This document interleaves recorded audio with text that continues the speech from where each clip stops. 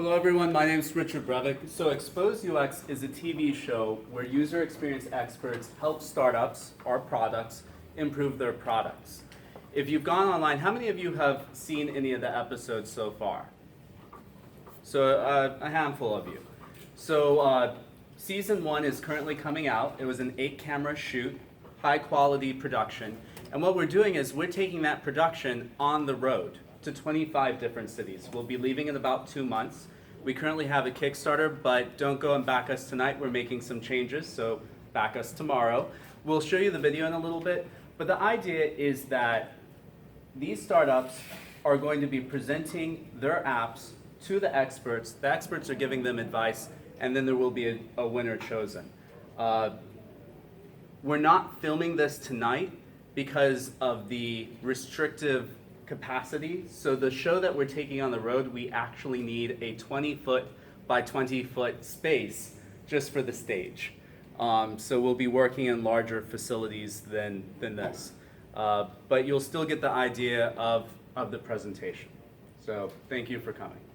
So filmed live in front of a studio audience at Dallas App Developers, I'm Richard Brevik, and this is Expose UX, presented by BigDesign Events. Startups are busy making their products just work. But that's only the first part. For the startup to grow, users need to feel like the product was made for them. No training, no reading, no help buttons. Users want to pick up the product and just start using it. And that's what user experience is about. On Expose UX, our expert panel advises startups so they can grow. Let's meet our panel. Jeremy Johnson is the Vice President of Customer Experience for Project 202. Janan Sankali is a senior consultant with Sogeti and also adjunct professor of design at UT Dallas. And Adam Polanski is a UX strategist at Bottle Rocket Studios. Now the experts have already met with the startups, reviewed their products, and now what you're going to be watching are their recommendations. Let's meet the startups. Jonathan Lott is with Snippz. Sergio Tacconi is with Pocket Yoga. Nitin Khanna is with Wherbouts. Steve Fox, Agile Mobile. And Fred Burns, Phase Premium. After all of the startups have presented, the experts are going to deliberate, because not only are they helping them by giving their suggestions now, but they want to choose one of the startups who they can help more. And this is the startup that's on the right track, understands their users the best, and they're going to get 2 complimentary tickets to BigDesign Conference. So let's go ahead and begin. Our first startup will be Jonathan Lott. Each startup will get 30 seconds to pitch, then they will get 2 minutes to provide their demo, and then the experts will provide feedback. Are you ready? Go. Hi, my name is Jonathan Lott, and I'm presenting an app I created called Snippz. Snippz is an app for playing YouTube videos that you can search, find the videos you like, and then bookmark and actually create chapters, regions in the video so that you can actually follow along at your own pace and come back and watch it later. And that's basically how Snippz works. Fantastic. You now have 2 minutes to provide your demo, and go. All right. So when you launch Snippz, basically you can start with searching for a video. Let's say we search for, how to cook pasta. You choose a video that you want to watch, and then as the video is playing, you can actually hold down the heart icon and it'll actually start recording a Snippz region and keeping track of that. So if you want to jump back later, so you just hit the heart icon to stop it, and if you want to come back to it, you just swipe back to jump back to it. So you turn the volume down. But you can also swipe down to slow down the video. So in case you want to, follow at your own pace, it'll actually slow down or speed up, just so you can choose at your own pace. Also, you can, if we jump back to a video, you can actually loop the video, and actually, if you want to, learning a music or some kind of piece of music, or some piece that you want to kind of keep it on that one section, you can actually loop that section. So. This menu also can show like your history of videos that you've watched in the past, And then also you can see the Snippz regions for the video that you're currently watching. And it also works in landscape mode, so that if you want to show, you can actually hide this little bar so you can watch it in full screen and put it up on a stand, music stand or whatever. So that is Snippz in a nutshell. Thank you.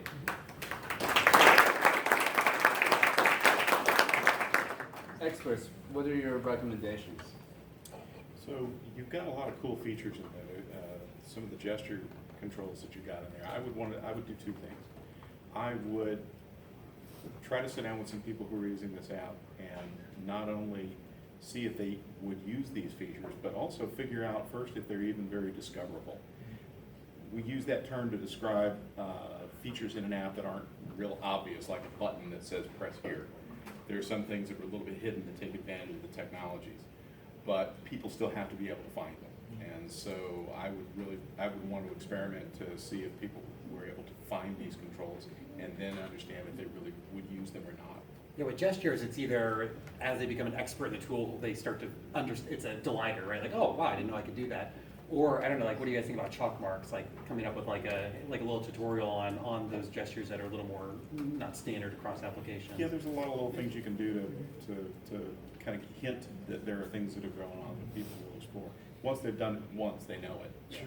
Yeah, chalk marks being the overlay that kind of just says like, hey, did you know you could move your finger up and down and it'll slow it down, right? Yeah, yeah. So I think for me, my biggest things are the buttons and the icon at the bottom, right? So the most important, it seems to me, is the play and the heart, right? But those are the same size as the share and the repeat. So I think you need to figure out what the priorities are. With that too, I think the iconography needs a little bit of work because I don't think it's quite clear, right? So you're using a heart, so understand why you're using it. You know, it's like, oh, I like this part. But normally when you see that heart, and the convention that we're used to because of like Instagram is basically tap it and I like it, right? It doesn't communicate to me record. So the way that you can figure that out is literally just show these icons independent of your app and be like, what would these buttons do in this application? And see what their assumptions are as far as what they think it would do. When you hit the hamburger icon and it goes into history, I think history might be a poor, because I feel like if you're doing, like you mentioned, music, like I'm trying to learn how to play a song, like I'm probably going to go back to that a number of times. And so history is just like a recording of everything you've seen, but usually there's a place to hold your, I don't want to say favorites again, because now favorites is multiple things in this application, but usually there's a place to hold all the ones that you might want to go back to over and over again. And then also when you're in that hierarchy, and there's a split button, and then you tap, or you click the Yeah, hamburger the little split button. Yeah, so the snap seems to be very independent of that one very specific video you're watching now, Sure. where history is kind of everything you've ever done. So you're kind of blending things specific to the video you're seeing versus everything that's going on in the application, and those things should probably be separated, so they're not together. You're also, you're doing different things with a known convention. Everybody's seen the scrubber on a video, and they know what to do with that. You're doing some different things with that, and giving it more capabilities. That again is something that you want to test out. That can also help with the discoverability that I was talking about before. If people have a certain expectation of how something's going to work and they start to use it that way, and then they discover that it works differently, that can be kind of cool. Sure. Learning the app can be part of the experience. Sure. Yeah, it's I mean, usually you want to start with known conventions. If someone has done something in every other app and it does this thing, they're probably going to expect it to do that thing. Now, do sometimes people break that, and is it really cool and innovative? Sure, but I mean, that's probably not. Usually, it's more frustrating than it is cool, right? Unless it's just really, really well executed. Yeah, I was trying to introduce a new, user experience for navigating. Yeah. So, it'd be great to get some, user testing. Even like like Facebook implemented recently their new like that folds out, and there are the icons, and if you read the backstory of that, they spent like a team of people spent months and months and months working on that one little feature, right? And I'm sure they A/B tested it and rolled it out slowly while they were doing that, right?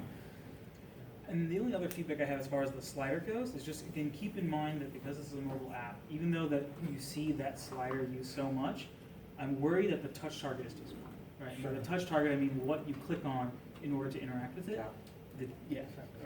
What? You said click. You're not clicking on anything. Click, tap, touch.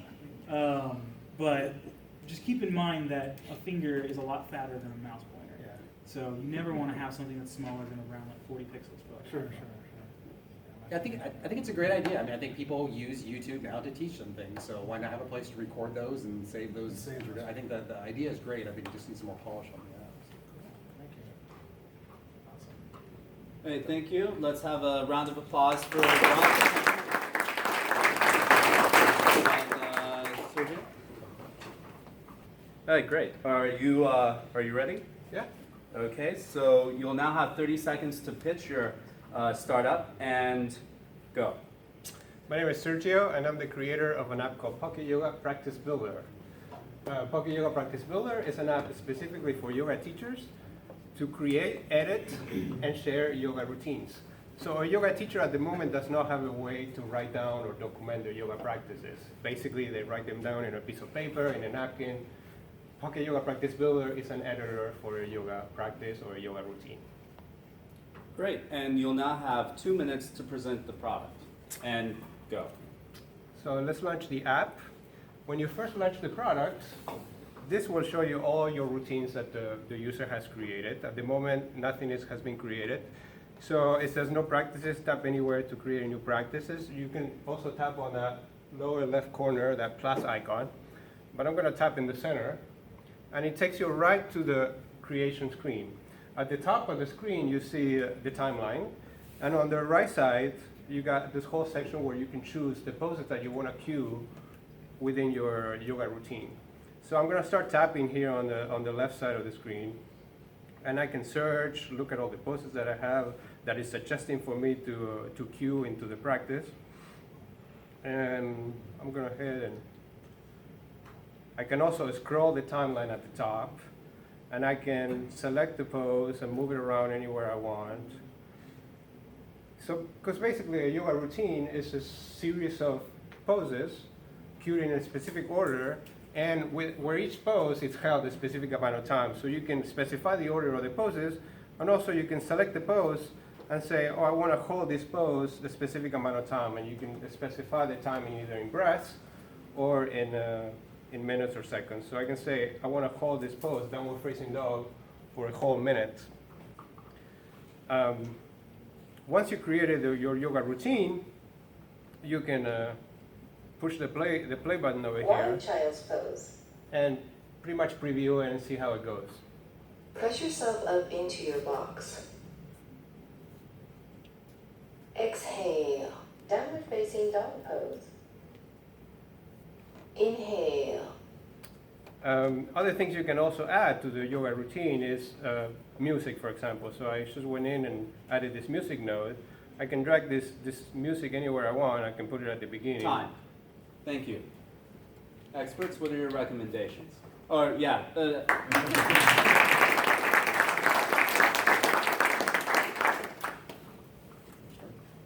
Yeah, so true to its name, builder, right? So you don't really have, I guess, templates. And the very first screen, when you get to it, usually we try to get away from screens that have, I guess, no content, right? It's definitely not bad, but why not have a demo already built where people can kind of go in and start to play with it? It gives them something to do. Sometimes when you see a blank screen and you don't know what you're doing, it's a little daunting, right? And it may cause you to turn the app off. But if there's already one there that can go into and kind of play around with, they get a sense of the features and how the app works. Absolutely. I think to extend on that, like what I like to say when you have an application that has so much flexibility is it's not about customization, it's about personalization. Right? So the idea is not that you can do anything, it's here's what we have for you, but if you want to tweak it, you can to make it yours. So to extend on that, I think that's really important. And then my other really big comment is overall it's very, very polished. But to me, there's a concept called affordance. And what affordance is it's basically whether or not something, it's obvious what that thing can do. Right? So does a button look like a button? That's like the basic example, right? So in the old days of like early graphical user interfaces, the way that was communicated is by putting drop shadows and embossing it and all of these things so it looks like it's something that you can press, right? A lot of the buttons in your application don't look like you can press them. So to me, there's not enough of that affordance or some sort of indicator that I can click on it. Right. Like, do people know to drag instinctively, right? Like, does that look like a draggable item or not, right? Kind of going along the same lines and carrying the idea of personalization a little further. Well, I can understand the. Pardon? I can understand the Has anyone ever amount told you that? Actually, yeah. Understanding the amount of attention that went into graphic design here, and understanding this library of poses that are there. You know, the ability to change that figure to make it feel a little bit more like mine, and not quite have the separation between myself and the avatar and the screen. Because as I said, I don't look like that, and a lot of the people I know who do yoga don't look like that. Yeah. People feel personal about their apps. You know, I paid 99 cents, damn it, and I loaded this thing. It better be mine. People need to feel like it's theirs, and that while that's a tedious undertaking, it can't be undervalued. So like another section of the app where you can choose your avatar and maybe gender. So this is in the App Store, and ethnicity. you have lots of users using this today, right? That's what we heard before. How many users do you have? I'm not at liberty to say. Oh. No, honestly, I don't know. You presented at another time, and I remember the number 100,000. So 100,000 something, I don't know, but go on. Yeah.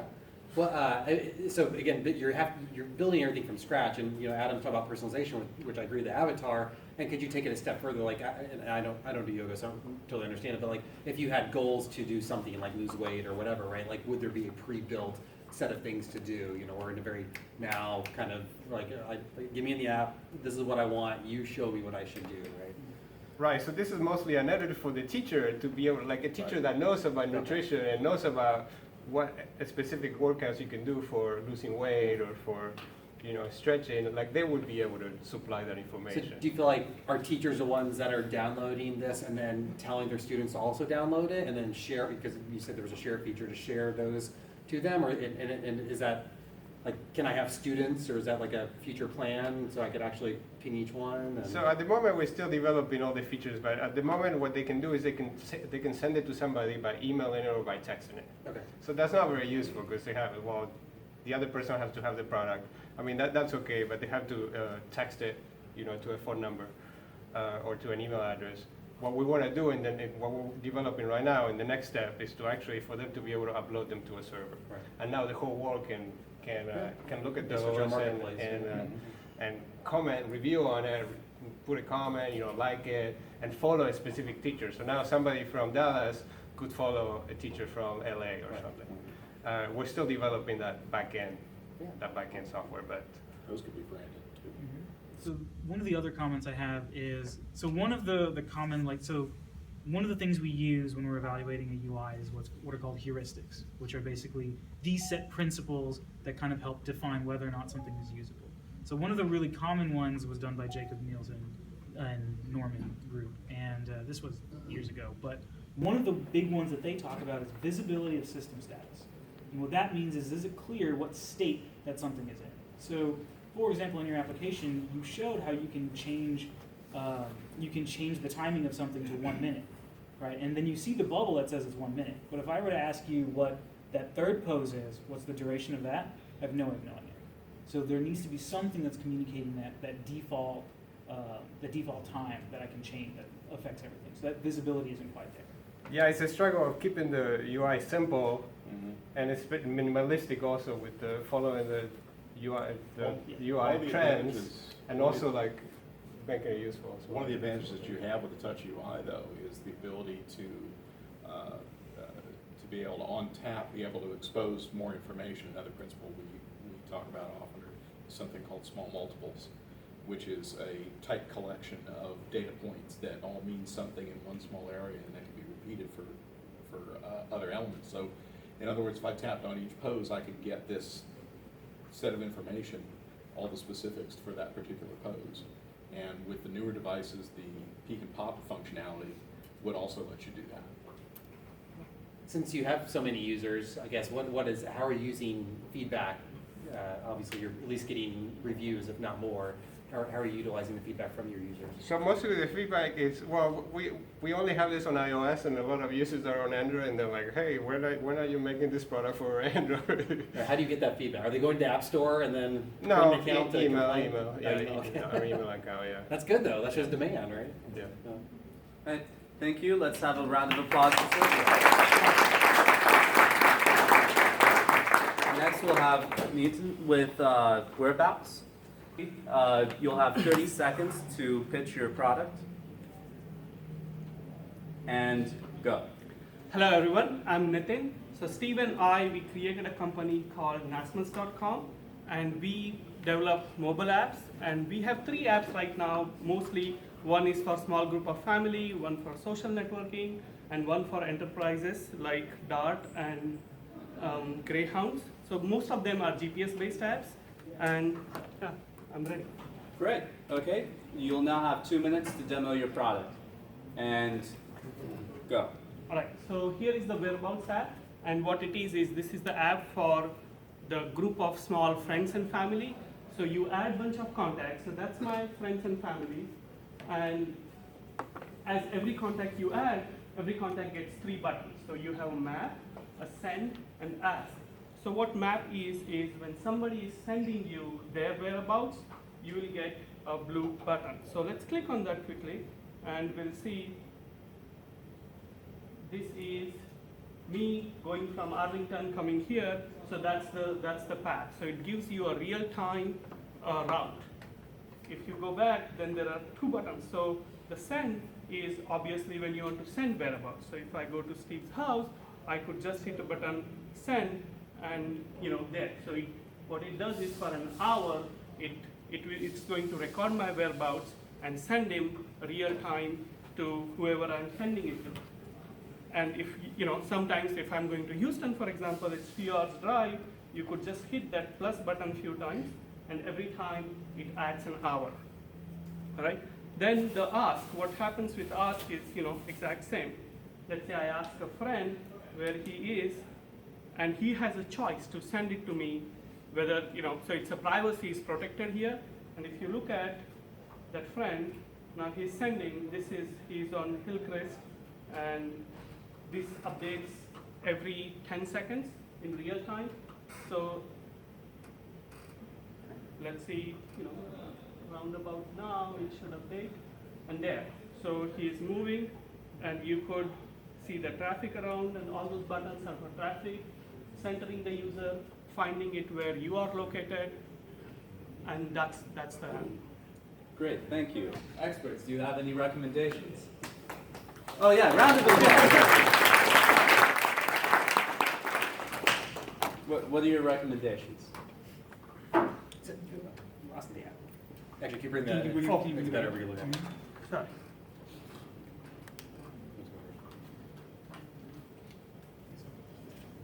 So I think for me, you have these 3 buttons that are all equal weight, but they don't have equal weight in the mind of the user, right?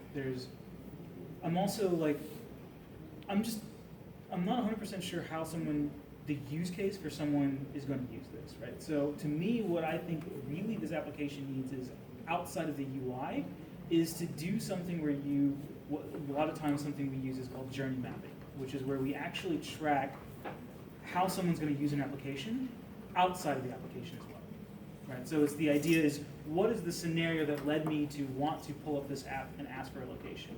Or what's the scenarios that wanted me to pull this up and send a location? Is it because we're going to a party, because people are going to a grocery store? To map these things out, because that will determine the flow that someone takes within the app.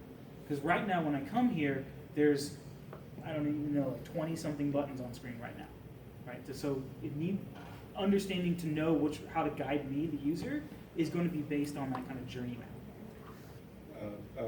A term you'll hear a lot when you're looking at app development is the necessity of an app being the necessity of an app having a focused and guided experience. What's the one thing that this app does? How do I understand that?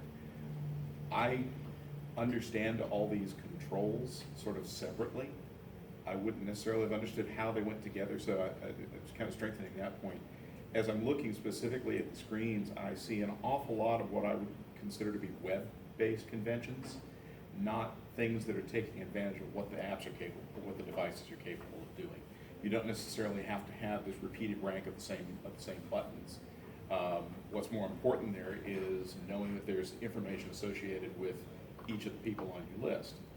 Maybe tapping on that exposes a little bit more information so that you can now manipulate the things having to do with a particular friend. Because I think that's the way you've got it set up right now, is that it's one person at a time. Maybe something opens up to expose the map as opposed to just going from screen to screen. But there are a lot of conventions here that, as I said, they look more like a website than they do a mobile app or a native mobile app.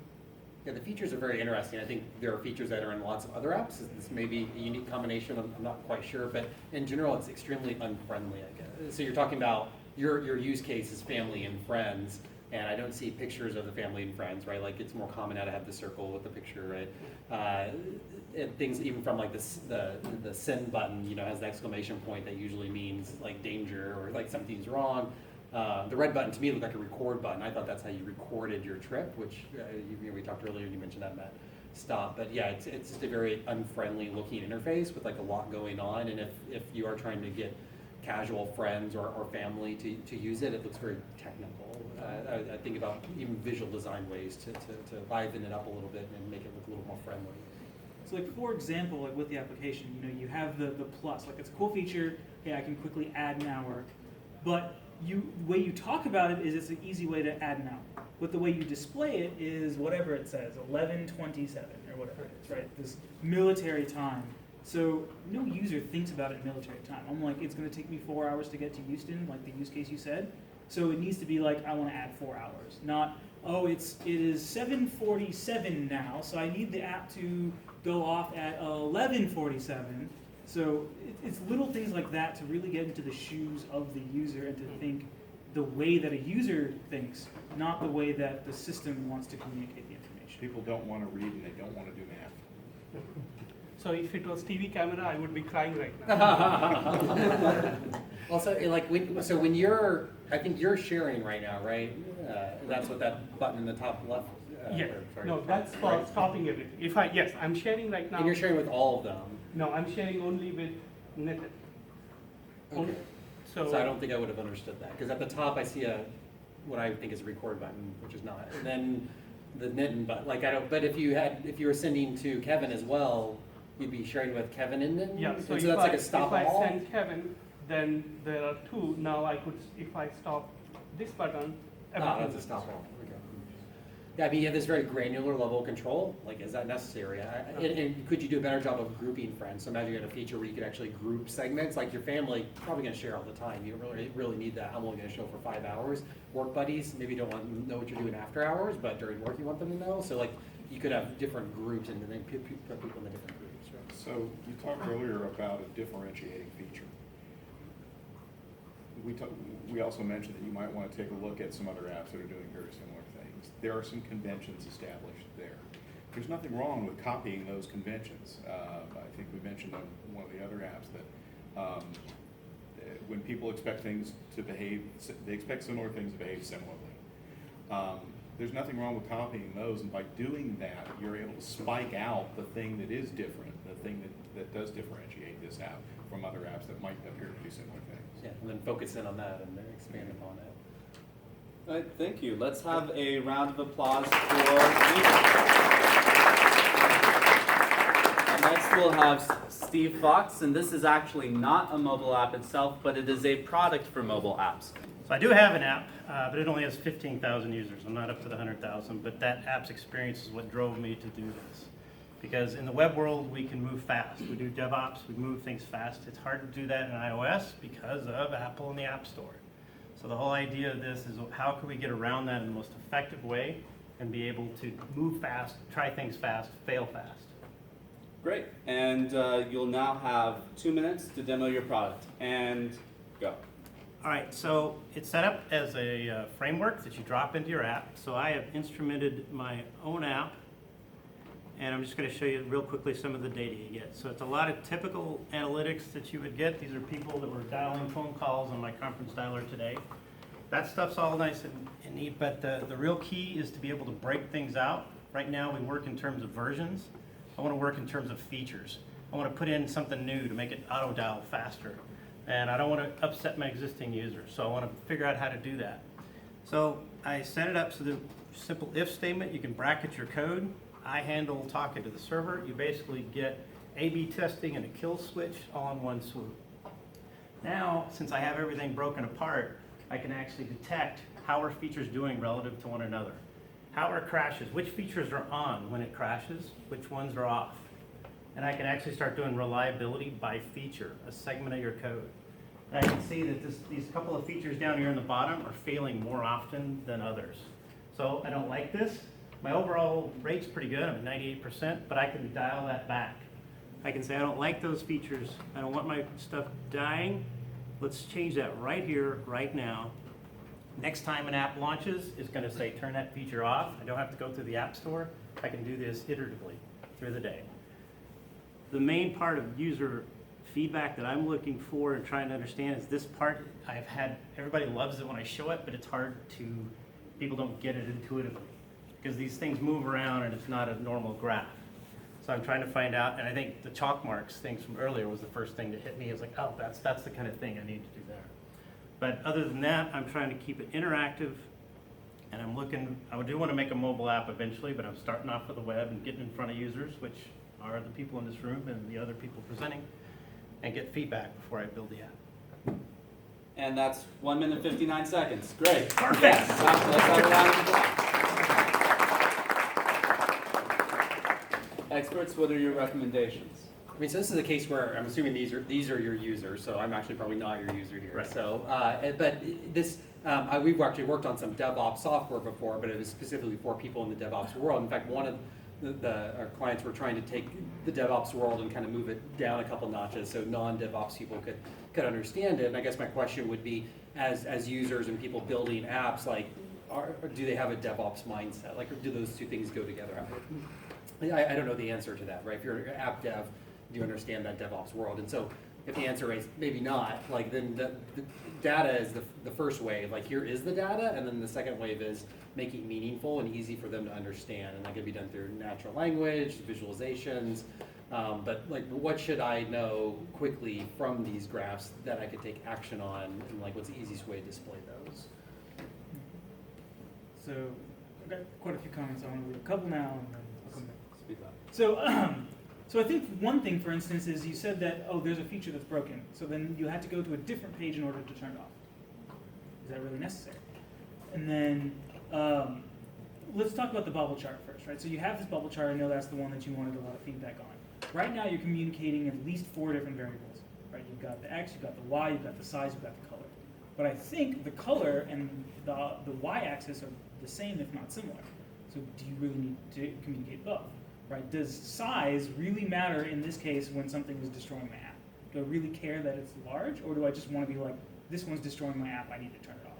So it's really coming back and kind of like Jeremy was saying, is really identifying what are the important features, important variables to communicate, because you don't necessarily need to communicate all of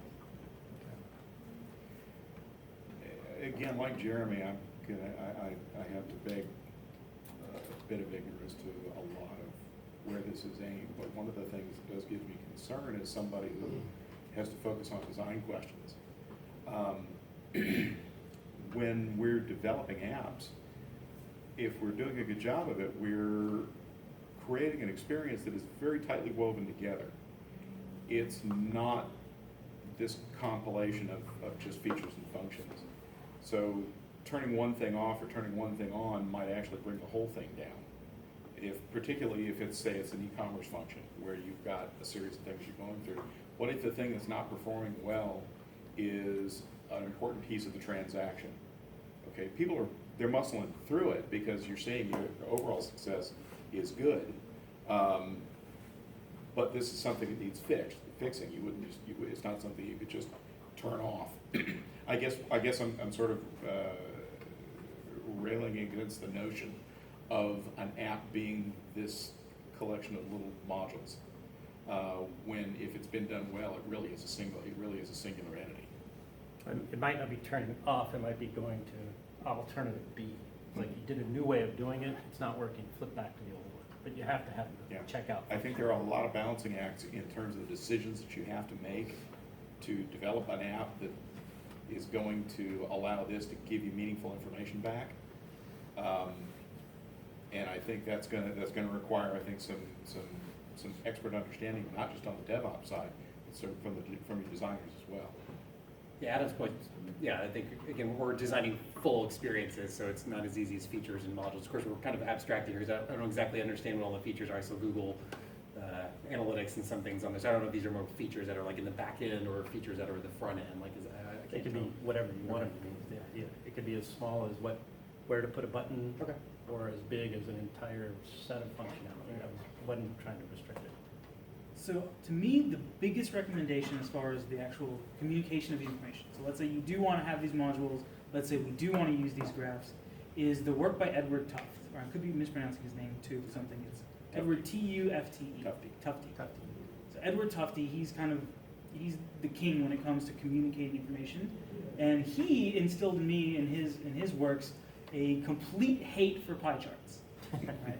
Yeah, And the I do. reason for that is that it's very, very difficult to determine what I'm looking at when you're looking at a pie chart that has more than two things, right? It's very difficult, like for instance, in what we're seeing here, you have the light blue and the second to lightest blue. When you're looking at the pie chart, which one's bigger? Damn near impossible to tell, right? The bar chart kind of communicates that. Now I know that you've used the pie chart to kind of work as a filter, but then once again, you've now taken these things that are small, and that's something that's a target, right? So I mentioned earlier about having larger touch targets. Yeah. You've made something that might be really important, which is the skinniest part, and you've made that the hardest one to click on. In the end, it's understanding your users. If app devs understand this well, there's probably ways to improve it, and as you want to scale it to other non-devs, right, you're going to want to make it easier. Well, that's one piece of it. Even if app devs understand this perfectly, the app devs have to be able to turn around and explain to people who aren't app devs what needs to be, what's That's actually. when you expand your base, right? Yeah. So you got these people, now you want other people, right, to understand it. Like, could you make this easy enough for, your parent to understand, right? Like, could there be switches with big red lights that this is broken, turn it off, right? This is not, right? Like, all right, is there an easier visual metaphor even of what's going on, especially when you're focusing on that, this thing is on and it's either doing a good thing or a bad thing to So it's not just necessarily informing the app devs, but also providing them with ammunition. Yeah. Thank you very much. Let's have a round of applause for Steve. And our final startup will be Fred Burns. Are you ready? Ready. You'll have 30 seconds and go.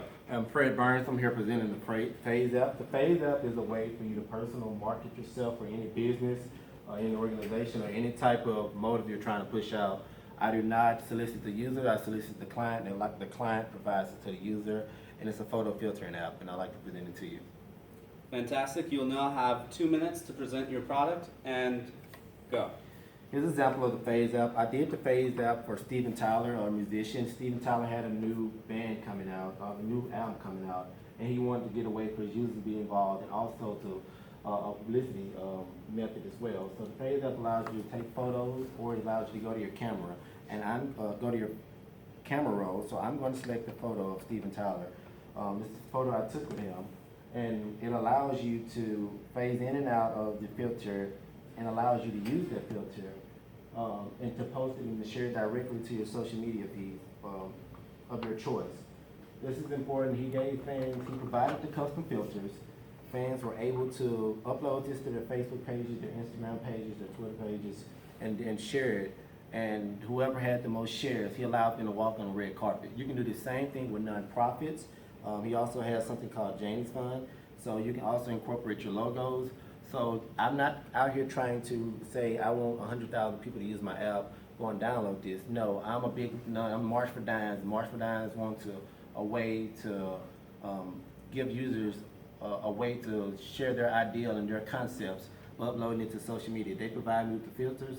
I customize the app geared directly towards their whole mission statement and their theme, and upload it to the App Store. They then push it out and say, here's our users, here's what we have, this is the content we provide. Please use this, post your photos of your walks, of your breast cancer awareness or retreat, and whatever the case may be. You also have the option of blending photos as well. So if I wanted to take another photo from my library as well and blend it with the Steven Tyler, I can blend it in and out and share it as well. And that's the overall concept of the Phase app. Great. Let's have a round of applause. And experts, what are your recommendations? I think you have to use the word white label. You're not using that. You need to say it's a white label solution that allows for branded photography for your brand or your event. Like you're not saying that word. I don't know why, because I think we know it as white label. So that's just it's on the pitch side of things. I think speaking to that, it was kind of hard to understand how as a user I would encounter this. I'd have to know it was out there. Would I have to even know there's such a thing as Phase App if I was a Steve Tyler fan? Well, I think Steve Tyler would have signage that would say, download Yeah. the Steve Tyler So photo app. that's the concept that I learned that starting off as a startup, I don't have reach to 100,000 people. Steven Tyler had 7 million followers. Right, I understand that. What I'm saying is, if I'm trying to find, if this is going to be interesting to me, am I going to find it because I'm a Steve Tyler fan, or am I going to find it because I understand something about Phase App? I may not need to know anything about Phase App. I just need to be a cowboy fan, or I just need to like a certain musician or a movie star or something like that, and that's how I'm going to find them. So one of the things you probably need to put some focus into is an app store strategy. How you're promoting the different instances of Phase App out there, so that people can find what they're looking for based on the things that interest them. And that's something that I can work with the client as well, instead of gearing the name from Phase to be Steven Tyler or Red, White, and You edition, or Red, White, and You, so that they're familiar with the client and what that person is doing, and not the Phase App. You have that as a separate entity or Right. no entity at all. So for me, again, like I mentioned previously about like the idea of journey mapping, right? The idea of really understanding how someone's using the application and how that can impact the UI. So the example of how that would impact it here is, so to me, I would imagine that if we're going to journey map this, that is basically someone that's at a Cowboys game or at an Aerosmith concert, right? And somehow they hear about Phase App, and so they download Phase App, and that's why they want to use those filters right now, right? So that's what I would assume, which means that when I click on the library, that there's no reason that I have to see my full library of photos. More than likely, I'm going to be looking at the photos that I just took, right? Because I'm at the event, right? So there's ways that by incorporating, again, this idea of really framing it and thinking about how the user is working with your application, that then you can reduce some of those clicks and the time it takes to make these decisions. So again, that one example is, of course, like clicking on the library shouldn't necessarily take me to my whole library. It should be my most recent pictures. Yeah, so you have a very limited set of features, so polish them, right? And so like really think through, I mean, if you had to add up the number of things the app does, there's like 5 things it does or less, right? So make sure each one is like the absolute best it could be. So as that example, like why show everything when most likely they're looking for those recent things. Yeah, this is perfect. That's great feedback. So maybe at the bottom have a list, or it displays the recent photos, and you don't even have to make a click to the library. You can choose Yes, from right. Yeah, a lot of apps do that now, right? Like you're already seeing the most recent ones, like are across the bottom, and you have the space to listen and stuff. Yeah. So click on, I think, is it click on library real quick? Let me hear it. I said click. Tab on library. Yeah, No, okay, sorry. This is an in-the-moment app. Yeah, go ahead and pick a photo Or try to get to the there photo after. screen, I guess. Yeah, so at the bottom it says get red, white. Like if you're using Instagram, which just kind of looks a little bit like Instagram, like that's actually the button to say post, right? And so you have this big space across the bottom, and you're kind of using it for branding, I guess, which is fine. But then the thing you actually want them to do on the screen is share it, right? That's how Correct. they know they get value, and the place to share it is the same color at the very top, right? Is that you have to tap the top Correct. left? Yes. Right. Right. Yes. So So right.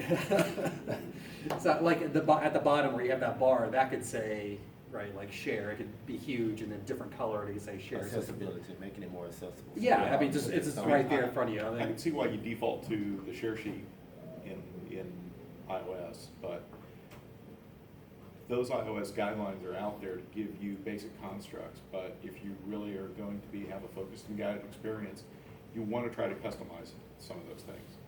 You don't feel like you absolutely got to use them. In some cases, yeah, they will push you toward that. But see if you can't come up with, if you've got a limited number of features and functions, really polish them up, like you said. Don't be afraid to customize those. Yeah. It's great feedback.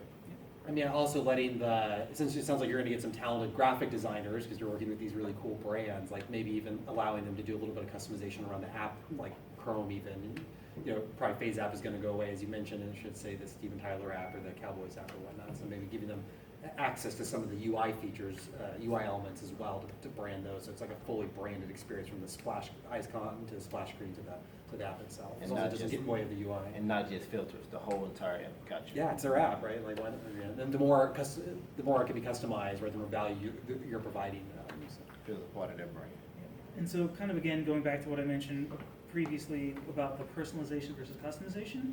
So similarly here, I think that you're presenting all of the options, right? There's the 5 or 6 filter options, but there's nothing that helps you make a decision, right? And so what I mean by that is, again, if you think about your competition, Instagram, even the native application, Snapchat, when you click on the filter, it's not just showing you what the filter is, it's showing you the filter applied to the picture, right? So things like that it can help you, again, help the user make a decision, not just see options, but see how the options are going to impact me personally and why I want to click that. So every time they click on this filter, So it's defaulted to it automatically goes, opposed to them have to click on it, they should be able to just scroll through and it goes through each filter automatically. Yeah, or figure it out, what interaction you want to use. But yeah, like at the bottom, there's no reason that you can't have a thumbnail of the picture with the filter applied to it. All right, thank you. Let's have a round of applause for that. So the experts have already provided some really great feedback. Now they're going to decide one startup that they want to help even more, the startup who's on the right track, that can definitely use the big design tickets. So experts, please go deliberate. Could we have all of the presenters actually come up?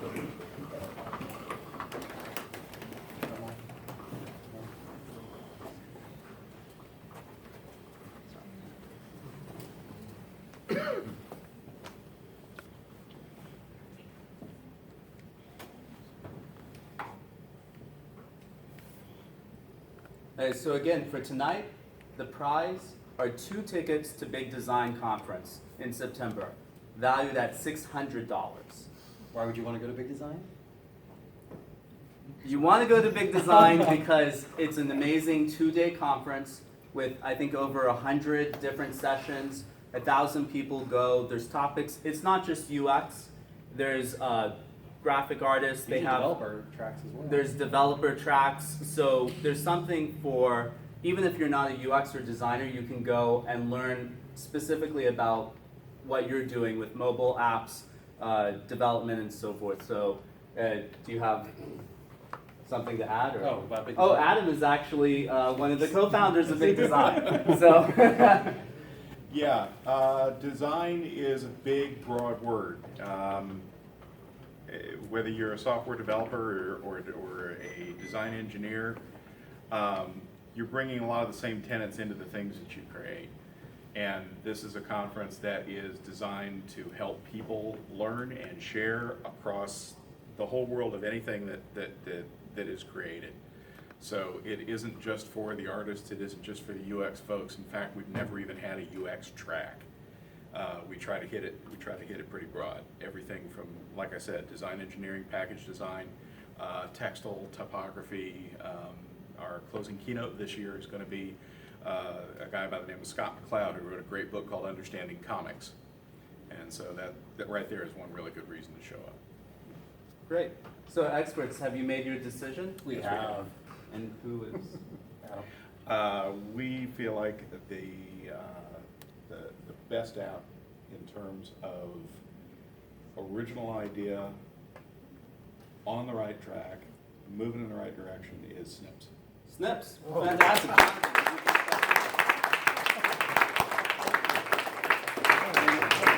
Adam, what were your personal reasons for choosing Snippz? Well, he's doing something that has a lot of conventions kind of built in when it comes to watching video, but he's also introducing some things that people wouldn't expect to find there.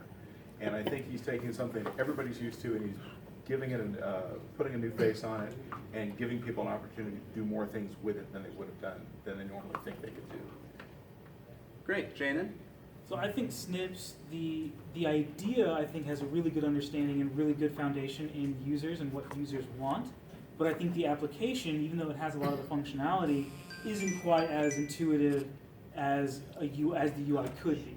So I think that Snippz is an application that, with the guidance from BigDesign, can really help hone that idea that you have and your understanding of the users to a user interface that communicates the same thing. Great. And Jeremy? Yeah, I think we were really impressed with all the apps, and in fact, seeing apps that were the other apps that were in some of the episodes. This class is moving along quite well. But yeah, I think that's an idea that we hadn't really seen before. It seems like one of those kind of, once you see it, you're like, oh, well, yeah, of course that makes sense. But I think you need to attend every session on the design track. And then you need to come back to us if you're done. We'll head in the right direction. Great. Well, thank you, experts, for your time. And to the other app developers, I'd like to say that I hope that you take the advice that the experts have given and that you use it to improve your products and to be successful. So let's have a round of applause for